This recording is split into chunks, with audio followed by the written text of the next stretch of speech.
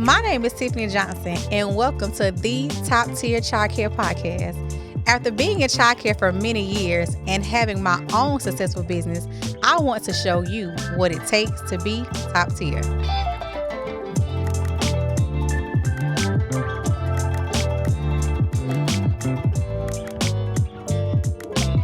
So, teacher-parent interactions.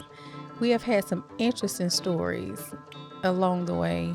Unfortunately, some more recent than others. Yeah. When it comes down to parents and teachers, they all have different personalities, but I think that sometimes we overlook, or we may not, I'm gonna say not necessarily overlook, but we don't really pay close attention to why is it important to make sure that the teacher that you put in the classroom can handle the personalities of certain parents, Right. While they're in the classroom. So why you feel like identifying certain personalities between the parents and the teachers is so important? Because the ultimate goal is the children, right? Mm-hmm. So if we take the time to make sure we're matching the correct teacher with the correct group of children or the correct parents, they can work smoothly together. Mm-hmm. If you have parents and teachers that are going to go at it, we're not benefiting the children at Mm-hmm. all. We're just arguing. We're just moving from one scenario to the next scenario, and nothing is getting resolved. If there's a teacher or a student that is having an issue with learning or a developmental issue, behavior issue, and you have a parent and a teacher that's going to go head to head and nobody's listening, we're not resolving the issue about the child. We're not resolving anything, and then it started to be a tit for tat. Then it starts to be super Petty petty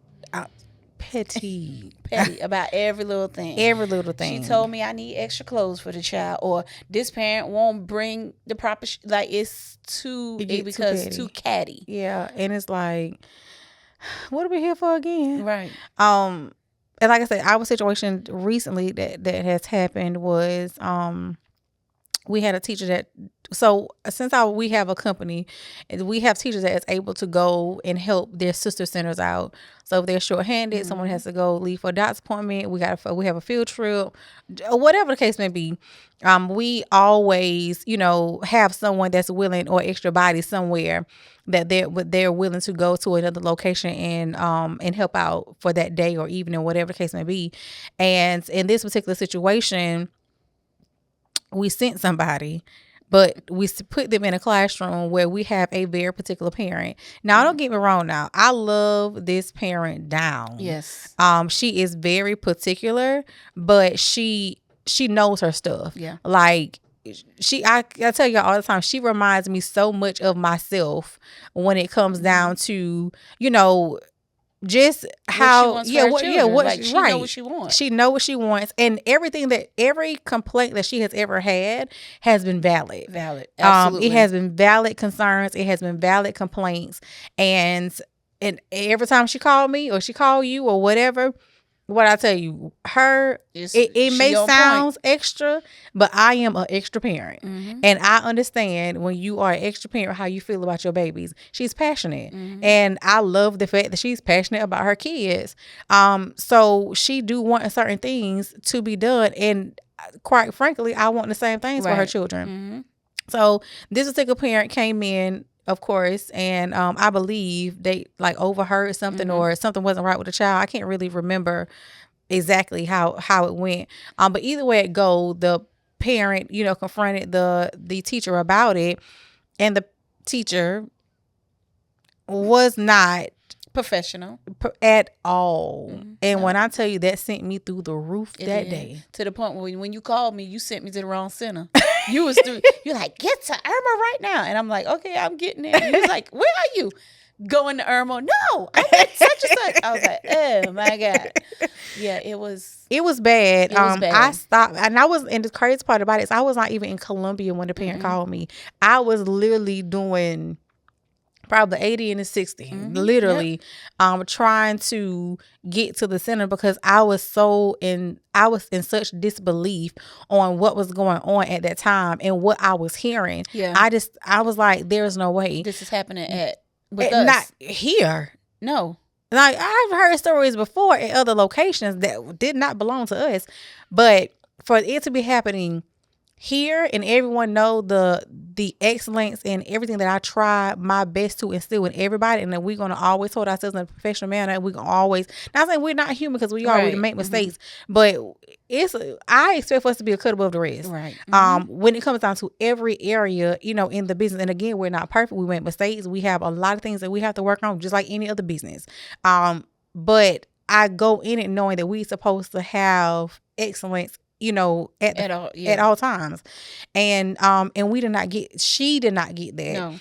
No. The parents and the parents that was coming in at the time, I feel like the staff did not get excellence. The students did not get excellence. To me, it felt like a ghetto mess. It was. Because, like you said, we strive for being very professional, and we were not. And I say we as a company because we are the company as a whole. That teacher could have handled that so much differently. Yeah. And it's not that we hadn't talked about it, because we talked about it a lot, about how you address parents when parents come with a concern. If you feel like it's over your head, or you feel like you don't have the right answer, send them to the director, give them our number. But this particular teacher just felt like she had to say something and and sometimes with parents, you do get those parents that can be a bit much, but you still have to be professional with them. Right. I'm not saying let them go all upside your head and I'm not saying that. Now, that's just a bit much, but the parents are going to say certain things because they go through a lot, and understand that we are here to help them and guide them. It has some families that has came into some of our directors and said something crazy, but because they handled it with grace, right, and they still make sure they was professional during the conversation, every single parent that said something out of the way came back. They came back, they apologized, they bought donuts, whatever the case may be, because they knew that we still kept our cool. They still knew that we was professional at all during them fussing, hollering, cussing, whatever, because we want to tell them we listening. Now, we're not going to be disrespected now, but for so long, okay? But because we hold ourselves to that, and we make sure that we still give them professionalism at all times, they respect it. Yeah. And a lot of times they may do it once and won't do it no more. Ever again. They won't do it no more. But if we go head to head, neck for neck, word for word, then we just show them how low we can go, And in that moment, I just felt like, me, I always take our situations that we go through, and I always go back and say, what could have we done differently in that moment for us to make sure we had the right person in the right seat at the right center, So one thing that I feel like we could have done differently was analyze the personality, where they were going. Hey, listen, what is going on inside? Is that a classroom where we have no problems? Is that a classroom that we had no previous problems? Is that a classroom where we have really subtle parents? Yeah. Are we putting them in a classroom that is already set up and ready to go, so that all they have to do is execute what's there? Like, where is a classroom so we'll know which person to put in the room fits best? You understand what I'm saying? Because some people we can bring from another location, and they are really good with following directions. They're really good with, if it's there, I would do it. We have some people that the room may not be as organized or well put together, but we can put them there and they will put it together. Yeah, they'll make it happen. They will definitely make it happen and make it run smooth as if it was their classroom. We also have people that's very soft spoken. So no matter what is going on, they still gonna make it work. But they're also soft spoken enough, so even if an issue was to arise, they know how to handle it themselves. And it wouldn't be so dramatic. Like they'll just they will eventually speak about it, but they won't speak about it in the moment. Right. They will just wait till that parent is gone, bring in a director, call one of us, and I really agree with you. We should have looked at the personalities based on knowing the type of parent we have, and she's very concerning, which is it's okay, like 100% okay, but we should have really looked at the personality, not knowing that we could predict that this would have happened, but just to be on a caution of, is this teacher going to react the way we want them to react? And that didn't It work. didn't happen. That didn't happen at all. So I know, like I said, that's definitely one of the things that I've taken away from it was if you're gonna have to, we is gonna have to slow down a little bit. Because we be so busy trying to make sure that the center is covered, make sure that we are, following every rule, every regulation. That we have learned to take it a step further and say, you know what, is this the right person we need to put over there? Can this person, or what classroom that needs to, needs help, so we can be able to make it happen. Because some people just cannot adapt. And even though we have one company that's one band, one sound, right? Every building still has their own little dynamic. It's still a little different. Now the foundations and the mission and all that is still the same, but of course, every leader is different. So they may get away with a little bit more over here than what they could over there. This director may say something to them the first time. The next director may say something to them the third time. So it's a little bit different, even though we try and strive and we really try our best to make sure that it's, like I said, one band, one sound. But that's not realistic because you have so many different personalities and you have different leaders at each location that, the foundation, they do the same, but personalities are different. But we have to really hand pick the ones. Hey, if you're going here, I need to ask a little bit more questions, right? Before I choose what person that is able to go into that location, because that could have been real bad. Listen, it was a mess. I ain't gonna say and tell you it was a mess. And I also know that I think at that time I had a conversation with the director as well, to say, what, even though you may not know the personality of the person that's coming in, because all of our directors do not know every teacher that's at every location, because they don't all bounce from center to center. They don't.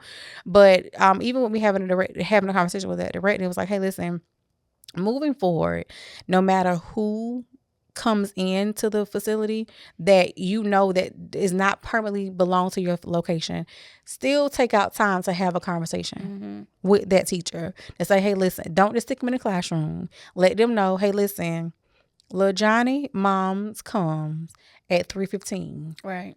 Please be sure at 3:00 you have him on a changing table. His clothes is clean. His bag is ready. He ready to go. Right. Or, hey, listen, this parent is very particular. This parent comes in around 5:45. Please make sure that same thing. Shoes tied, face clean. Even though it's not a conversation we should have, but it allows us to avoid that type of conflict. Because again, that teacher from another location may say, hey, listen, I wipe my kids' faces unless I see something, drastic going on with their nose running or whatever. I wipe their faces at 4:00 every day. Right. It's a routine. It's their routine. So they're going to adapt what they used to do or normally do at their location, in their classroom, and they're going to put it at your building with the classroom that you put them in, but it may not work for your location. Every location is different. Every parent is different. Every classroom is different. It may work for her to wipe her children's faces at 4:00 every day because her parents may come a little earlier. Or, hey, we go outside at this time. I only wipe their faces after they come in from outside, so they'll be good to go before they go home.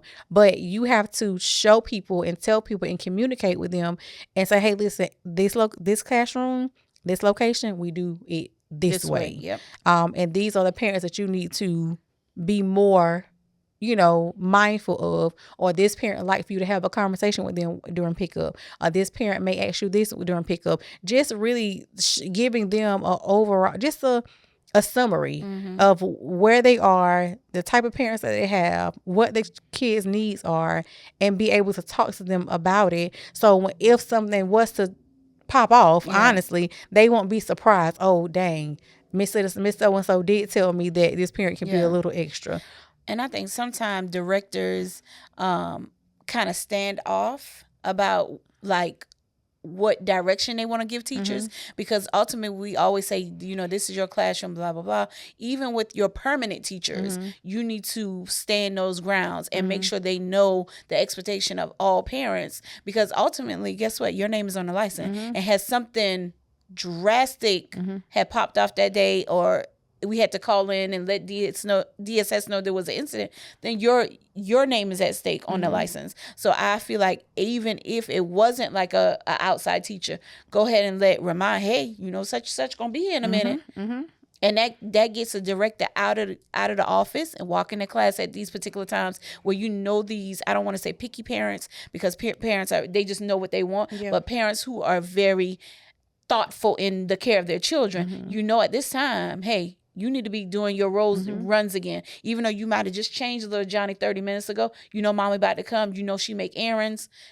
Parents want kids to be clean. Do it again. What is it going to kill you to do it again? So I think absolutely, that conversation was great to be had, but also knowing that even with your permanent teachers, you need to have that conversation too. Yeah, because in that classroom, we have had so many incidents, and it's crazy, but it was only with that one parent. Right. And even when she talked about like possibly pulling the children out, the last incident that happened, I was like, listen, I get it. Yeah. And I am to the point where I hold my own self accountable, because it's certain things that was not done that needed to be done, and it didn't happen. Yeah. And we dropped the ball so many times with you to the point where I will get on the phone myself and see, can I find your baby somewhere to go? You know what I'm saying? Right. Because I want them here? Absolutely. I want them here. They've been here. They have been with us since they was about 6-7 weeks old. Yeah.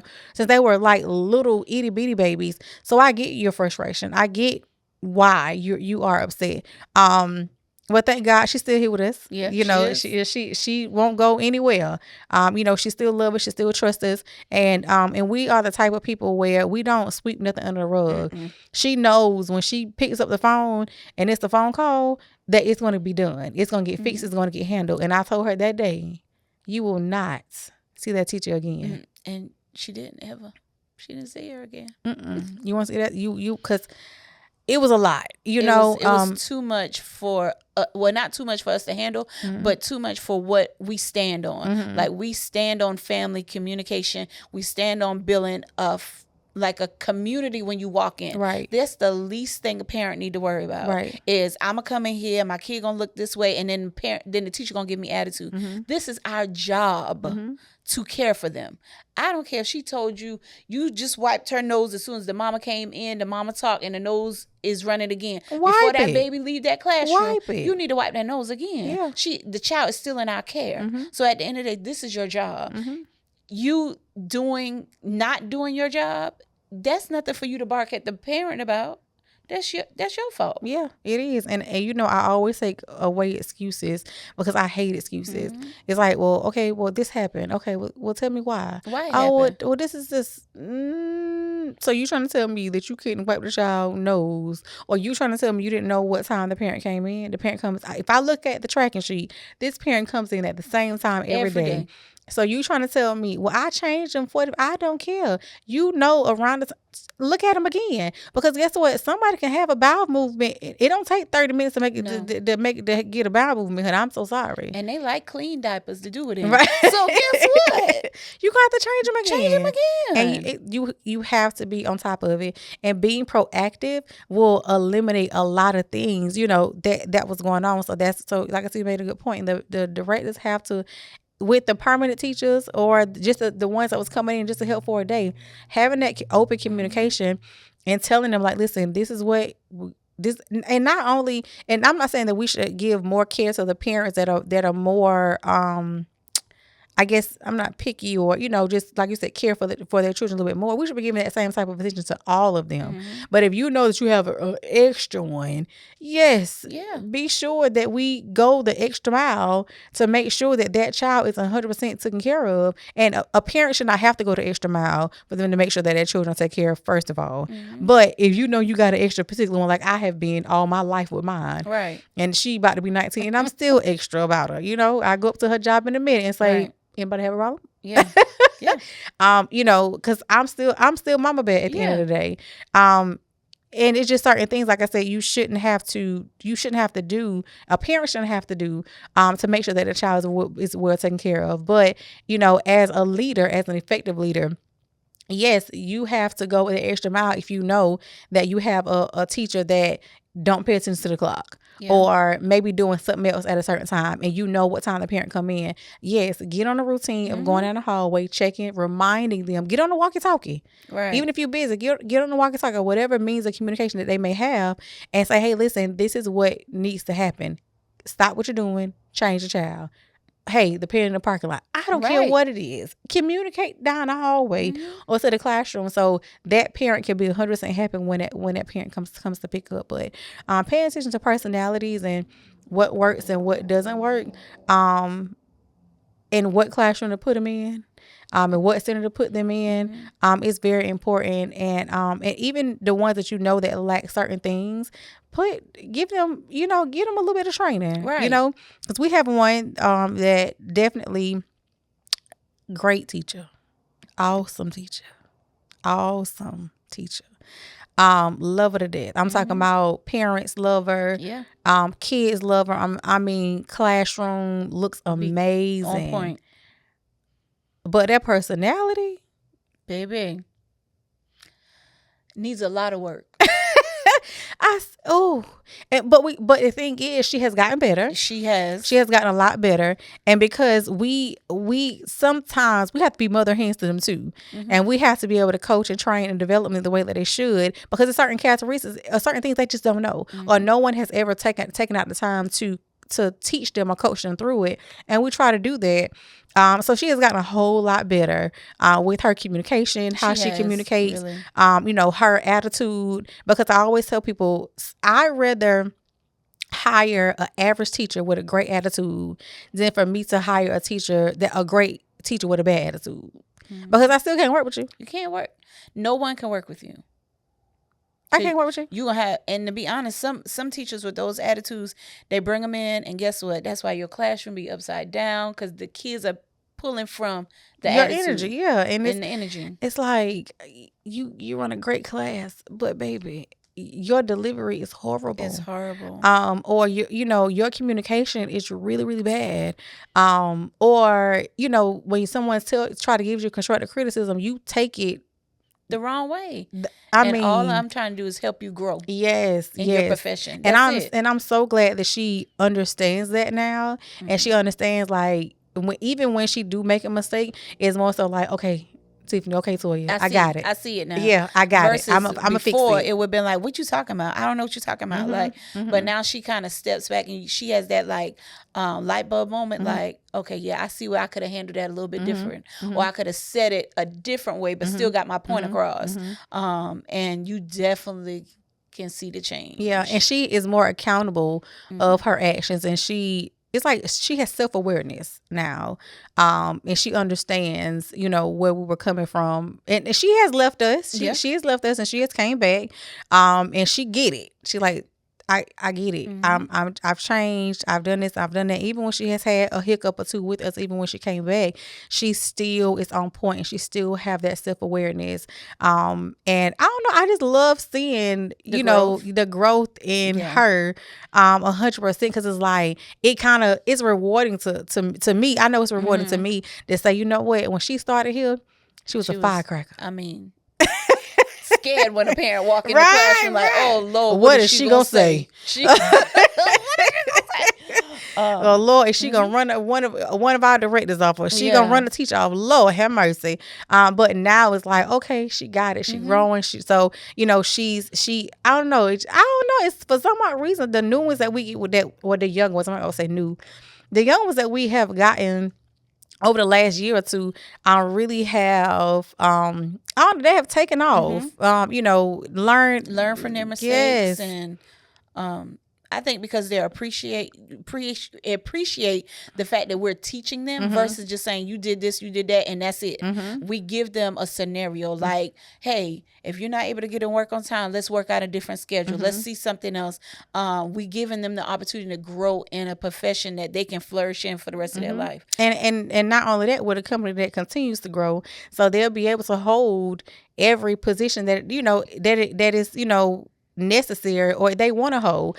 Only thing we do is ask you to put in the work. You put in the work. We see that you're working, and we will meet you where you are, and we will grow with you, and we will make sure we have a position for you to grow. So, that's one of the things that I do love about us, but. We pay attention to personalities, but we help them through it for the ones that want to be helped. Right. The ones that want to be helped, we help them through it. But just making sure that we that the director has what it takes to be able to coach and train and develop them, so we can take a look at these personalities and make sure that we are putting everybody on the right seat, because everyone is not a toddler teacher, everyone's not an infant teacher, everyone's not a preschool teacher, everyone's not an after school teacher, because I tell people all the time, I love every age group, but if I had to be an infant teacher, shoot me, not put me out my misery. You understand what I'm telling you? I would go in there, I love on them, but I am not an infant toddler teacher. I'm a preschool teacher all day. I'll even take after schools, but I know that about myself because I have self-awareness, but some people don't know. So it takes for us to look at the personalities and say, you know what, you're very nurturing. Especially you ever seen a preschool teacher literally go into, she's a preschool teacher, she's going to the preschool classroom, and she like nurtures them all day. She babies them all day long. They need to be more independent. Maybe you should be an infant teacher. Let's try this. Infant toddler teacher, yes. So let's try Switch it something up a little bit. Yeah, let's try something different. So just paying attention to their personalities and putting them away where they will flourish. And even when they do have flaws or things that they need to work on, it is something that we can cater to that. So all right. Until next time, we'll see y'all in the next episode. Thank you for joining us for this episode of the Top Tier Childcare Podcast. Follow us on Facebook, Instagram, TikTok. And if you have any questions, you may email us at info@btoptier.org.